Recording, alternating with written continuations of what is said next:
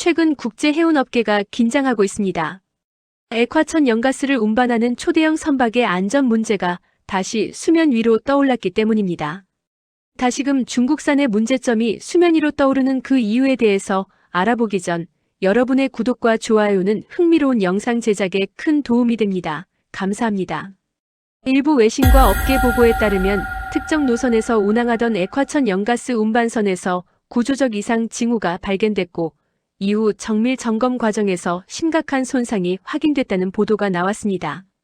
현재 원인과 책임을 둘러싼 조사는 진행 중이며 공식 결론은 아직 나오지 않은 상태입니다. 액화천 연가스 운반선은 일반 화물선과 달리 극저온 상태의 연료를 싣고 장거리 항해를 합니다. 선체 설계와 용접, 단열 기술이 무엇보다 중요하고 작은 결함도 큰 사고로 이어질 수 있습니다. 과거에도 미세균열이나 설계 결함이 뒤늦게 발견돼 대규모 점검과 운항 중단으로 이어진 사례가 있었습니다. 그래서 이 분야에서는 단정적인 표현보다 조사 결과가 나올 때까지의 과정이 더 중요하게 다뤄집니다. 이번 사안이 주목받는 이유는 사고 가능성 자체보다 이후의 대응 과정입니다. 일부 유럽 해운 관계자들은 안전 점검과 대체 운송 확보를 동시에 진행하며 공급 차질을 최소화하려는 움직임을 보이고 있습니다. 특히 에너지 수입 의존도가 높은 국가들은 겨울철을 앞두고 액화천 연가스 수급 안정에 민감할 수밖에 없습니다. 작은 변수 하나가 전력과 난방, 산업 전반으로 연결되기 때문입니다. 이 과정에서 한국 조선 기술이 다시 언급되고 있습니다. 한국은 오랜 기간 액화천 연가스 운반선 분야에서 설계와 건조, 유지 보수 기술을 축적해왔고 극저온 저장 시스템과 선체 안전 기준에서 국제적으로 높은 평가를 받아왔습니다. 그래서 위기 상황이 발생할 때마다 기술 자문과 점검, 개조 협력 대상으로 거론되는 경우가 많습니다. 이는 특정 사건의 원인과 무관하게 축적된 기술 신뢰의 결과로 볼 수 있습니다. 중요한 점은 이 문제가 단일 국가나 기업의 문제가 아니라는 사실입니다. 에너지 운송은 글로벌 공급망으로 얽혀 있고 한 곳의 차질은 여러 나라에 동시에 영향을 미칩니다. 그래서 각국은 사고 원인 규명과 함께 설계 기준과 운항 규정을 다시 점검하는 계기로 삼고 있습니다. 안전 기준이 강화될수록 기술 경쟁력의 중요성은 더 커질 수밖에 없습니다. 지금 이 사안을 바라보는 시선은 단순한 사고 소식에 머물지 않습니다. 에너지 안보와 해운 안전, 그리고 기술 신뢰가 어떻게 연결되는지를 보여주는 사례로 해석되고 있습니다. 감정적인 표현이나 단정은 상황을 흐릴 수 있지만 차분한 분석은 다음 선택을 돕습니다. 결국 이 이야기가 던지는 메시지는 분명합니다. 에너지 운송의 시대에는 가격만큼이나 안전과 신뢰가 중요해졌다는 점입니다. 위기는 언제든 찾아올 수 있지만 그 위기에 어떻게 대응하느냐는 오랜 준비의 결과로 드러납니다. 그리고 이 준비의 차이가 국제사회에서의 역할과 평가를 결정하게 됩니다. 사안이 확산되자 국제해운업계의 반응은 빠르게 갈렸습니다. 일부 선사는 예방 차원의 추가 점검에 들어갔고 보험사와 성급기관은 유사 선형과 공정에 대한 자료 제출을 요구하기 시작했습니다. 이 과정에서 핵심 쟁점으로 떠오른 것은 사고 여부 자체보다 설계 기준과 품질 관리가 실제 운항 환경을 얼마나 견딜 수 있었는가였습니다.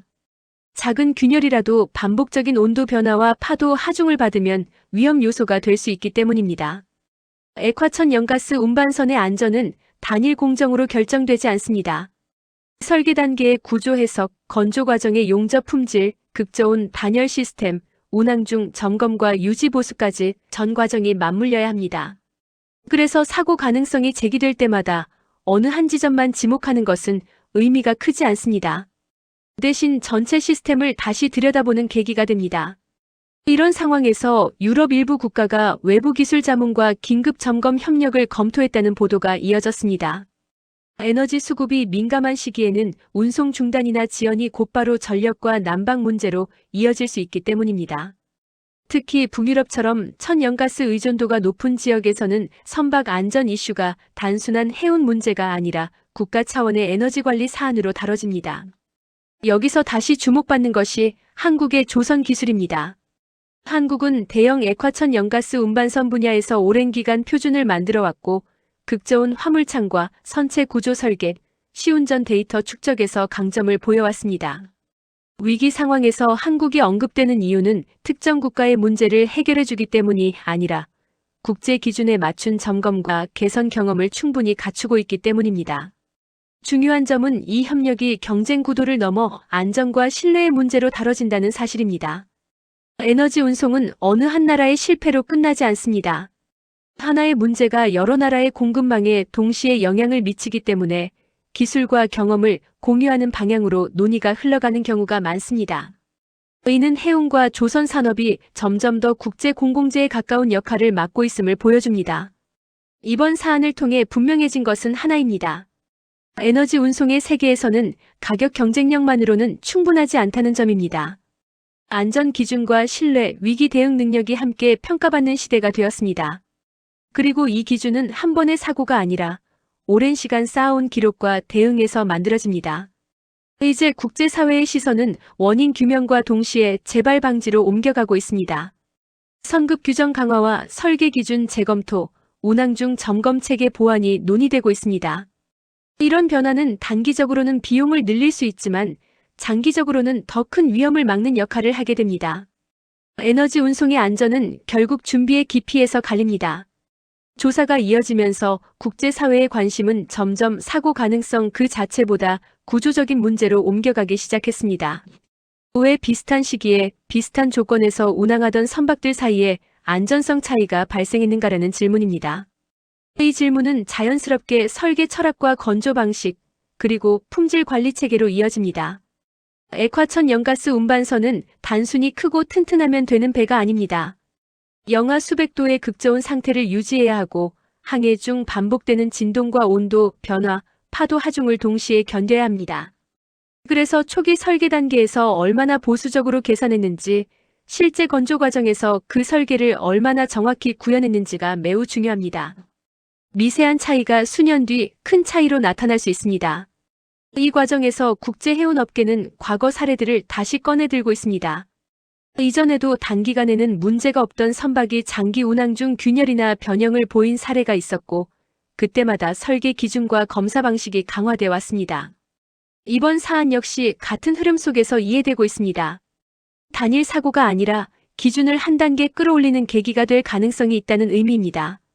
이런 맥락에서 한국 조선업이 다시 주목받는 이유는 단순한 기술 수준 때문만은 아닙니다. 한국은 사고 이후 대응보다는 사전 검증과 반복 시험을 중시해왔고 보수적인 안전 기준을 유지해왔습니다. 당장 비용과 시간이 더 들더라도 장기 운항에서의 안정성을 우선하는 접근 방식이었습니다. 이 점이 위기 상황에서 신뢰로 돌아오고 있다는 평가가 나오고 있습니다. 특히 선급기관과 보험사의 시선이 달라지고 있습니다. 과거에는 건조 비용과 납기 일정이 중요한 기준이었다면 이제는 장기 운항 데이터와 유지 보수 이력 사고 발생 시 대응 능력까지 함께 검토하는 흐름으로 바뀌고 있습니다.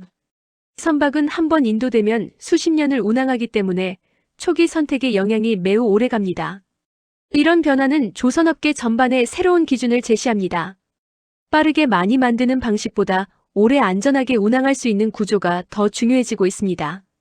이는 단기 수주 경쟁에서는 불리해 보일 수 있지만 시간이 지나면 평가가 달라질 수 있습니다. 실제로 최근 계약에서는 안전성과 신뢰를 이유로 특정 기술과 경험을 요구하는 사례가 늘고 있습니다. 지금 이 사안을 통해 분명해진 것은 에너지 운송의 시대에는 사고가 난 뒤의 수습보다 사고를 막는 구조가 더 중요하다는 사실입니다. 기술의 차이는 위기 상황에서 가장 선명하게 드러나고 그 차이는 준비의 깊이에서 비롯됩니다. 국제사회는 지금 그 깊이를 다시 측정하고 있습니다. 이제 국제사회의 관심은 기술 문제를 넘어 책임과 신뢰의 문제로 옮겨가고 있습니다. 사고 가능성이 제기된 이후 가장 먼저 움직인 주체는 해운사나 조선소가 아니라 보험사와 선급기관이었습니다. 이들은 선박 한 척의 문제가 아니라 동일한 설계와 공정을 적용받은 선단 전체가 어떤 위험에 노출돼 있는지를 따져보기 시작했습니다. 에너지 운송에서는 한 번의 판단이 연쇄적인 영향을 미치기 때문입니다. 이 과정에서 일부 계약과 발주 계획이 조정되거나 재검토에 들어갔다는 보도도 이어졌습니다. 확정된 일정이 늦춰지고 추가 점검 조건이 붙는 사례가 늘어나고 있습니다. 이는 즉각적인 제재라기보다는 불확실성을 최소화하려는 움직임으로 해석됩니다. 해운과 에너지 시장에서는 작은 위험도 그대로 넘기지 않으려는 분위기가 강해지고 있습니다. 여기서 중요한 변화는 발주 기준의 이동입니다. 이전에는 가격과 납기가 핵심이었다면 이제는 사고 발생 가능성을 얼마나 낮출 수 있느냐가 주요 판단 기준으로 올라왔습니다. 설계 단계에서의 여유 시험 운항 데이터, 장기 유지 보수 경험이 계약 조건에 포함되는 경우도 늘고 있습니다. 이는 조선 산업의 경쟁 방식 자체가 바뀌고 있음을 의미합니다.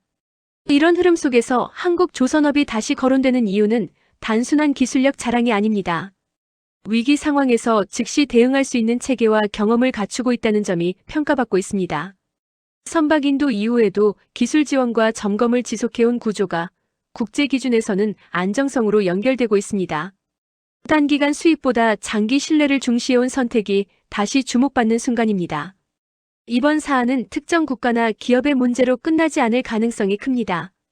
에너지 운송은 전 세계가 연결된 구조이기 때문에 기준이 한번 바뀌면 모두가 영향을 받습니다.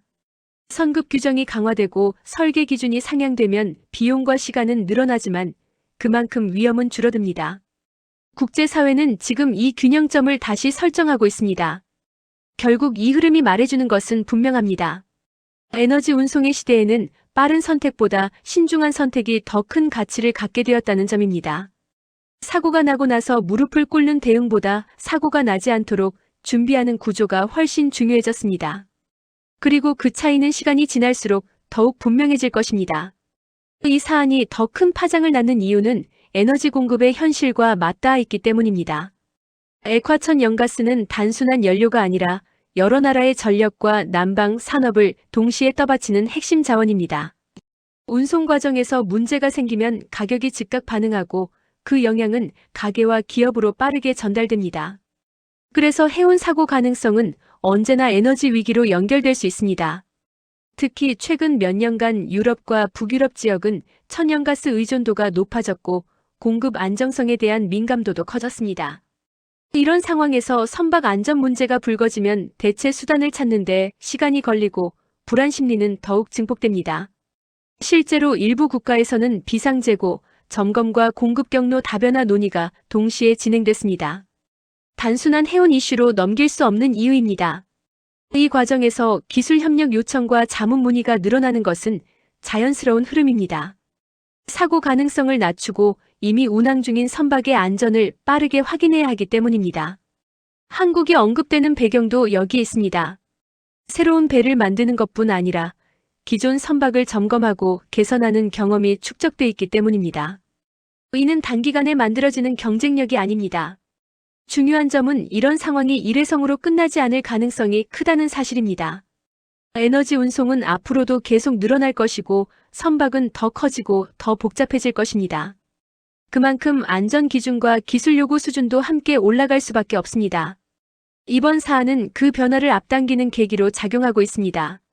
국제사회의 논의는 점점 명확해지고 있습니다. 가격이 조금 더 들더라도 사고 가능성이 낮은 선택을 하겠다는 방향입니다.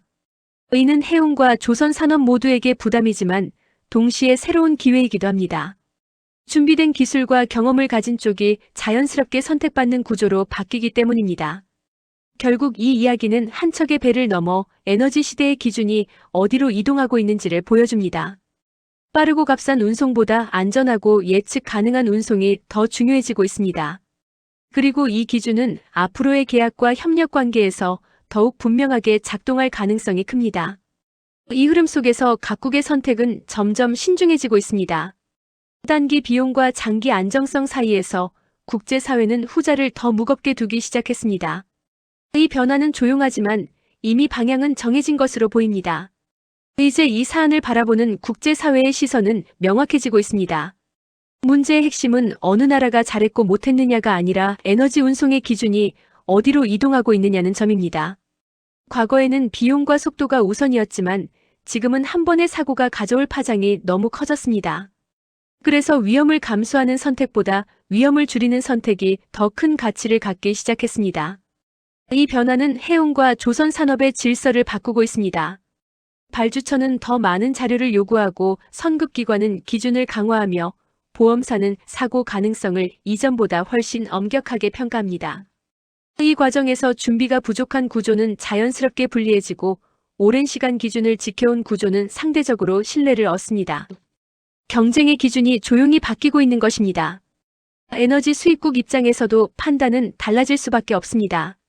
액화천 연가스 한 척의 지연이나 사고는 단순한 물류 문제가 아니라 전력과 난방, 산업 전반의 불안으로 이어집니다. 그래서 공급망의 안정성을 기술과 경험으로 증명할 수 있는 파트너를 찾게 됩니다. 이때 중요한 것은 가격표가 아니라 위기 상황에서도 흔들리지 않는 대응력입니다. 이 사안을 통해 드러난 또 하나의 사실은 신뢰는 단기간에 만들어지지 않는다는 점입니다. 수십 년간 쌓아온 설계 철학과 시험 데이터, 사고 대응 경험이 한순간에 평가받게 됩니다. 평소에는 눈에 띄지 않던 선택들이 위기 국면에서 가장 중요한 기준으로 떠오릅니다. 준비는 보이지 않지만 결과는 분명하게 나타납니다. 결국 이 흐름은 앞으로의 에너지 시대가 어떤 방향으로 갈지를 보여줍니다. 값싼 선택이 항상 옳았던 시대는 지나가고 있고 안정적인 선택이 더 많은 신뢰를 받는 시대로 이동하고 있습니다.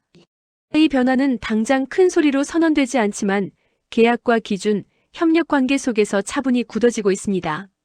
이제 남은 것은 각국과 각 기업의 선택입니다. 단기 비용을 줄이는 길을 계속 갈 것인지 아니면 장기 안정성을 중심에 두는 구조로 전환할 것인지의 선택입니다. 이번 사안은 그 선택이 어떤 결과로 돌아올 수 있는지를 보여주는 하나의 사례로 남게 될 가능성이 큽니다. 그리고 이 기준은 앞으로도 쉽게 되돌아가지 않을 것입니다. 결국 이 사안이 남긴 가장 큰 변화는 기준의 이동입니다. 누가 먼저 만들었는지, 누가 더 싸게 제안했는지가 아니라 누가 끝까지 책임질 수 있느냐가 판단의 중심으로 올라왔습니다. 에너지 운송은 한 번의 사고로 수많은 나라의 일상을 흔들 수 있고 그 파장은 시간이 갈수록 더 커지고 있습니다. 그래서 국제사회는 이제 위험을 감수하는 선택보다 위험을 통제할 수 있는 선택을 택하고 있습니다. 이 변화는 조용하지만 되돌리기 어렵습니다. 발주처와 보험사, 성급기관이 동시에 같은 방향을 보고 움직이기 시작했기 때문입니다. 설계와 건조, 운항과 유지 보수까지 전 과정을 검증할 수 있는 구조가 아니면 선택지에서 자연스럽게 밀려나게 됩니다. 이는 특정 사건의 여파가 아니라 에너지 시대가 요구하는 새로운 질서에 가깝습니다. 이 과정에서 기술과 신뢰의 축적이 얼마나 중요한지도 분명해졌습니다. 수십 년 동안 반복된 시험과 보수적인 기준, 위기 상황에서의 대응 경험은 평소에는 드러나지 않지만 결정적인 순간에 가장 강력한 자선이 됩니다. 준비는 눈에 보이지 않지만 결과는 위기 속에서 또렷하게 나타납니다. 지금 이 흐름은 어느 한 나라를 칭찬하거나 비난하기 위한 이야기가 아닙니다. 앞으로의 선택이 어떤 기준 위에서 이루어질지를 보여주는 사례입니다. 값싼 선택은 순간을 넘길 수 있을지 몰라도 신뢰를 대신할 수는 없습니다. 에너지 운송의 세계에서는 이 사실이 점점 더 분명해지고 있습니다. 이제 질문은 남지 않았습니다. 무엇이 안전한가, 무엇이 지속 가능한가라는 질문에 국제사회는 이미 답을 내리고 있습니다. 그리고 그 답은 조용히 계약서와 기준, 협력 구조 속에 새겨지고 있습니다.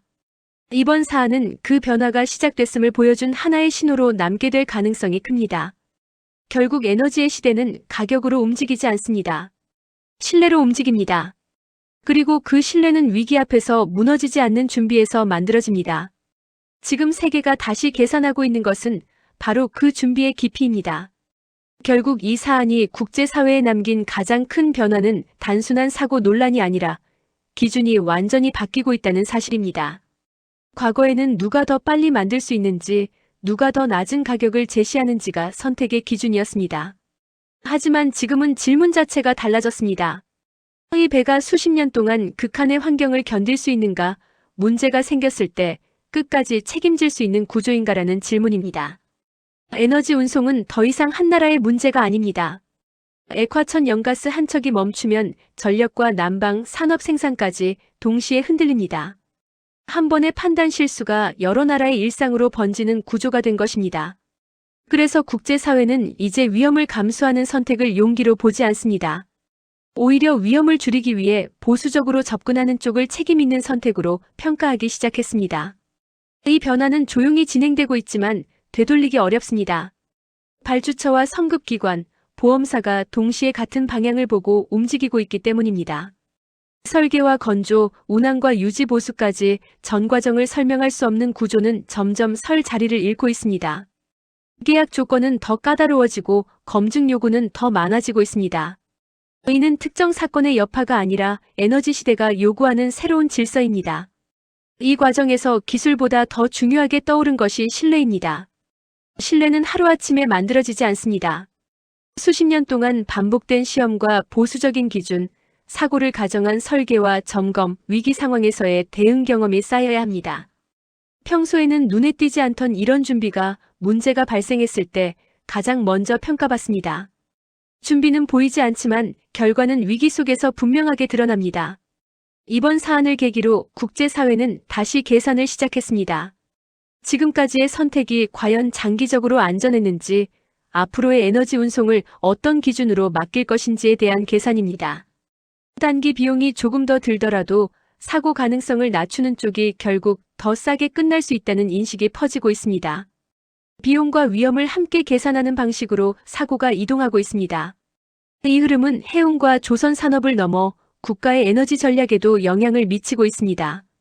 에너지를 안정적으로 들여올 수 있는 능력은 군사력이나 외교력 못지않게 중요한 요소가 되었습니다.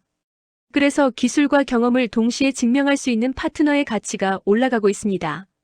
이 선택은 단순한 계약이 아니라 국가의 일상을 맡기는 결정이기 때문입니다. 이제 이 이야기는 어느 한 나라를 비난하거나 특정 기업을 평가하는 데서 끝나지 않습니다. 앞으로 무엇을 기준으로 선택할 것인가라는 질문을 던집니다. 값싼 선택이 항상 효율적이었던 시대는 지나가고 있습니다. 한 번의 사고가 너무 큰 대가로 돌아오는 시대에는 안전과 책임이 가장 중요한 경쟁력이 됩니다.